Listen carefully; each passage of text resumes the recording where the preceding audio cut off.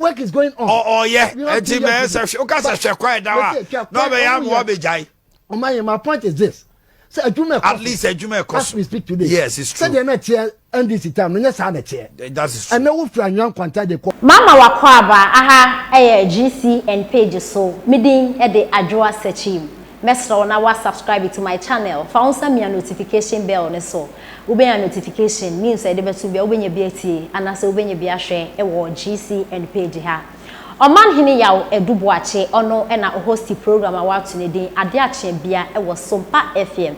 Na Omanhene e kire se odi adanse e yampa se His Excellency Nana Addo Akufo Addo obeye presidency waye akwan bebre na adofo ensem wei odi tudwa e wa bra owura kwasi chei a oka NPP communicators no ko piem e wo Sompa FM ade ache bia dwumade so na discussion omo eye e fa politics ho e na owura kwasi chei e kire se ye ka amanpani a omo abeye kwan e wo Ghana ha ye ntimi His Excellency Nana Addo Akufo Addo enfim odi wani e kirem e wo Obuase bebia go to Golda first from Kumasi to Obuase obedi be 3 hours wo kwan so because the kwan na tutu e kwan ne nye na ende His Excellency Nana Addo Akufo Addo ba wa be ye kwan no e na e kwan no edem sorry from Kumasi to Takwa na e kwan ne nye kwa e na afen so Obuasi kro na nkasemu emu atutu ekro mu to gold wom nanso ende His Excellency Nana Addo Akufo Addo bai wa be ya akwan ni nyina akwan bebre Ghana ha no ma Nana Addo ba wa bo no modin ye papa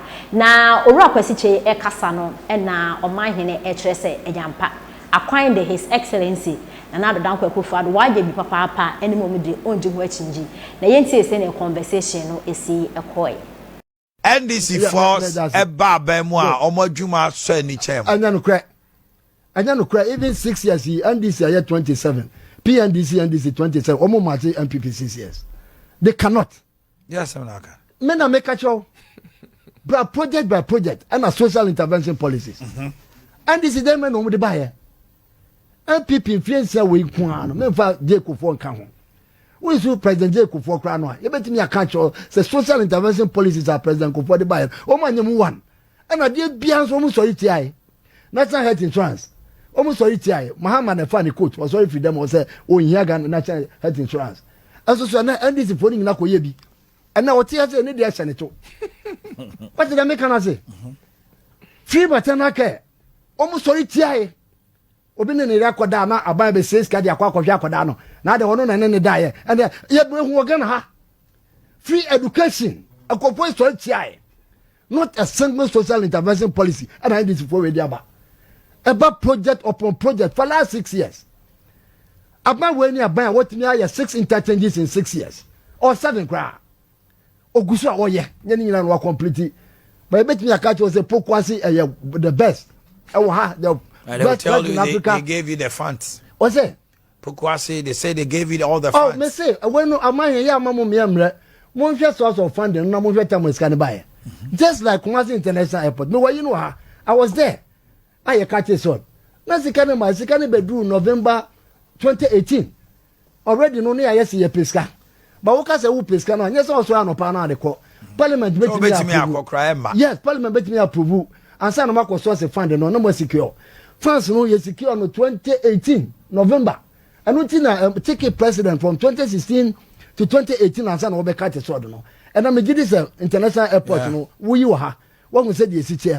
Ayade a abanatimi ayawie ayade a wo chantimam ha ya ya kwansi wo mu by far Obuasi anyan kwanta na da ho wo matimi anye Obuasi kro no mu sai no awuyi ene aba we ba ya otufu adama ene mo aye ene Obuasi aye vibrant town ene twa Obuasi town roads ko I Joseph town roads ko Efidasi town roads ko Dwabe town roads ko friend say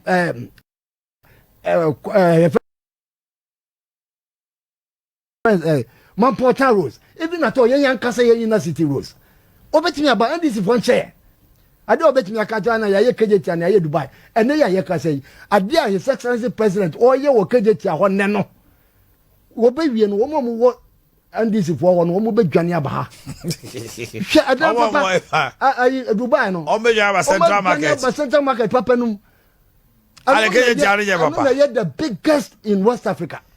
The biggest market in West Africa. The pictures are here. I am here. Some man can download na mo yichi amam for. And here you can say, "Upe duwa carry waha." And then ufi KBL. Now we call Bosomcha. Shakwan. Dem. Shakwan da ho. And then April kwan. Shakwan da ho ni dwumadi a wo mudi ho. April omugu so nke me kama ko fijo bu bejai. Me kase wa jam say. Work is going on. Oh yeah. Enti me say o kasa Shakwan da wa. No be am wo bejai. My point is this. So at least as we speak today. Yes, it's true. So they're not here NDC time. No, yes, I'm chair. That is true. And now if you are young, contact the call boss here. It is there for you to see. And then me and Kasa me komu kwa ngoma. Now we do a hojo. Now we see double road in this one. I was saying up to tell them contact. And then KBL, a kwan you would move them. And then what no mu Jesse baby no. And a koso. I will be able to say a koso. Every part. Me say me the program be Bible and Anamo as Antima Dawase. Big time. I will be able project by project. Come for nothing. Hospital, maternity. And I see her for almost about 44 years. And the corner culture, use your own eyes to go and see. Oh, because of your project. And every project now bet me there too who has it. And then about we buy now go for free. Your friend is saying, hey, I go for free crime. I judge for free crime. And no mobile a cases for her. And let's share a Daniel president. Let's see. 20 residential. Yes, go and see for yourself. And then after so hospitals are about where you come here. As we speak today, 32, including the agenda 111. Women project so I say ya modiano Adam. Mobin koshe no me kan baby. So I mean Debbie koshe. Vomit project so what's on her? Vomit project on a hospital. No, what's Debbie me say me ba a new one or more. Okay. It is there for you to see. Woko trauma center Obuasi, it is there. Kasi pa wo hospitals no ho abanu guso wo ye trade 111 yi eguso a eye adwuma a obi hu say work is going on. It ever say NDC for no mo metu futu hu nkofo ani Ghana for no ye ni da ho ade bia akoso bia ye nyina no ye hu bi. It is say enyama aba wo ye ene ne say papa free education eba free education 419 and no dey nam kroma economy ni nkoye ni say Omanhene ebi nya ye wan nya wa ye we see amama nya ye o dia big Oman ye bebo videos ni nyina kyerɛkyerɛ the difficulty Victor Smith the late Amabenu Addo the omo de ye omampani dada Akufo no ye bebo videos ni nyina kyerɛ na nkwasiafo bi tisa akoye owosu yi atie the same people me say the omo ye saa na omo ye omo se Kufo awia Ghana sika nyina they incited the public against Kufo na ya na yasa MPP 10 bi MPP beba power dia no na yenya world crisis obeka ya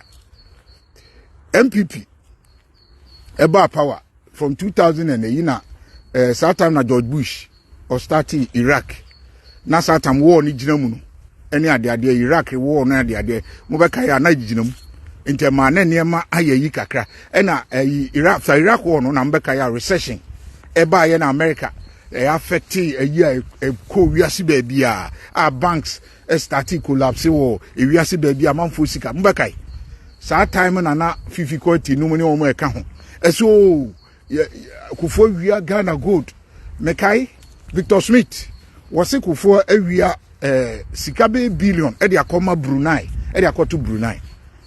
These same people almost to about 2009 President Mills baye ya veti o parliament and at the same people ebe kan so when some o kan ye no difficulty kura de okogina ho sensem no ohunu internet so and so no or ya press conference upon press conference and at that time no social media ni ho ebe ye bibi say enti they took advantage na de social media ho no we will play all their videos time no so ye na time no so we are going to play all their videos everything MPP regardless of our omutie no NDC ediam bibi papa ben eno omayama Ghana da bibi papa ben bibi papa policy papa ben NDC ayama Ghana mo pa mo menko sesei ewiase nyina yo economic crisis Holland ha meti baby am ye adwuma next week 3 days ye be strike in fact ye call baby metwa ebi di akyerem 3 days baby am ye adwuma